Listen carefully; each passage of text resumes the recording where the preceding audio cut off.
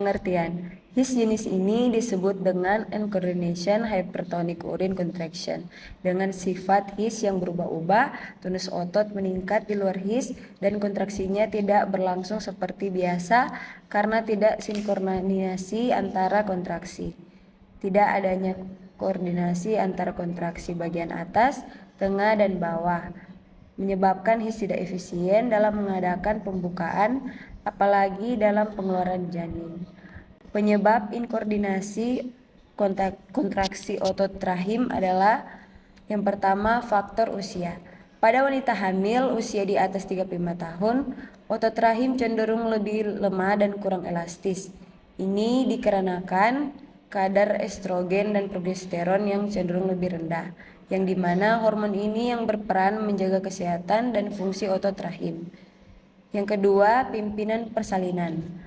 Hal ini karena intervensi medis seperti pemecahان ketuban dini atau pemberian oksitosin yang dapat menyebabkan kontraksi uterus tidak teratur. Yang ketiga, induksi persalinan dengan oksitosin. Oksitosin adalah hormon yang dapat menyebabkan kontraksi uterus lebih kuat dan lebih sering, tapi jika diberi berlebihan dapat menyebabkan kontraksi uterus tidak teratur. Selanjutnya yang keempat, rasa takut dan cemas.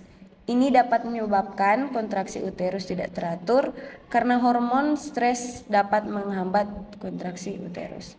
Jadi dari keempat penyebab ini menyebabkan kontraksi uterus terlambat atau terhambat dan tidak teratur. Selanjutnya, tanda dan gejala inkoordinasi otot uterus. Yang pertama, kontraksi uterus yang lemah. Ini tanda yang paling umum ditandai dengan kontraksi yang tidak teratur, pendek, dan tidak kuat, sehingga tidak dapat menghasilkan tekanan yang cukup untuk mendorong bayi keluar. Yang kedua, pembukaan serviks yang lambat. Pembukaan serviks adalah proses di mana serviks melebar dan menipis untuk memungkinkan bayi keluar, sehingga pembukaan serviks yang lambat menjadi tanda bahwa persalinan tidak berkembang dengan baik. Yang ketiga, penurunan kepala janin yang lambat. Penurunan kepala janin adalah proses di mana kepala janin bergerak ke bawah rongga panggul, maka dari itu jika lambat merupakan tanda bahwa persalinan tidak berkembang dengan baik. Yang keempat, denyut jantung janin yang tidak teratur. Ini dapat disebabkan oleh berbagai faktor, termasuk inkoordinasi otot uterus, sehingga ini menjadi tanda adanya komplikasi pada janin. Yang kelima, rasa nyeri yang tidak berkurang dengan kontraksi uterus, yang dimana ini merupakan tanda bahwa kontraksi uterus tidak efektif. Rasa nyeri yang tidak dapat berkurang menyebabkan ibu hamil kelelahan dan tidak nyaman. Yang keenam, ibu merasa lelah atau kelelahan. Hal ini disebabkan oleh kontraksi uterus yang terus-menerus dan tidak efektif. Lalu selanjutnya penanganan, yaitu yang pertama untuk mengurangi rasa takut, cemas, dan tonus otot, berikan obat-obatan anti sakit dan penenang seperti sedatif dan analgetik.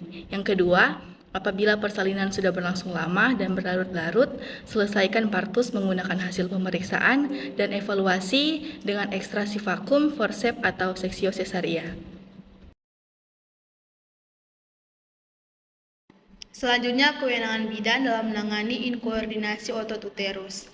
Bidan memiliki kewenangan untuk menangani inkoordinasi otot uterus. Kewenangan ini berdasarkan pada Peraturan Menteri Kesehatan Republik Indonesia Nomor 28 Tahun 2017 tentang Standar Profesi Bidan.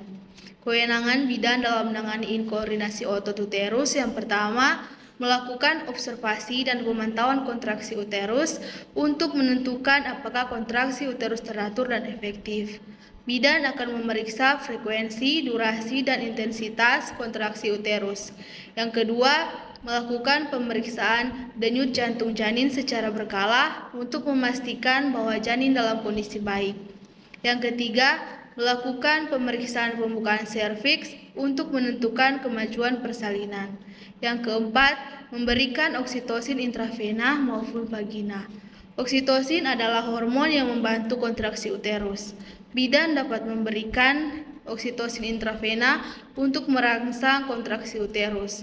Yang kelima, memberikan obat-obatan lain untuk membantu mengatasi inkoordinasi otot uterus seperti magnesium sulfat atau terbutalin. Yang keenam, merujuk ibu ke dokter kandungan untuk persalinan sesar jika inkoordinasi otot uterus tidak dapat diatasi. Maka bidan akan dapat merujuk ibu ke dokter kandungan untuk proses persalinan sesar.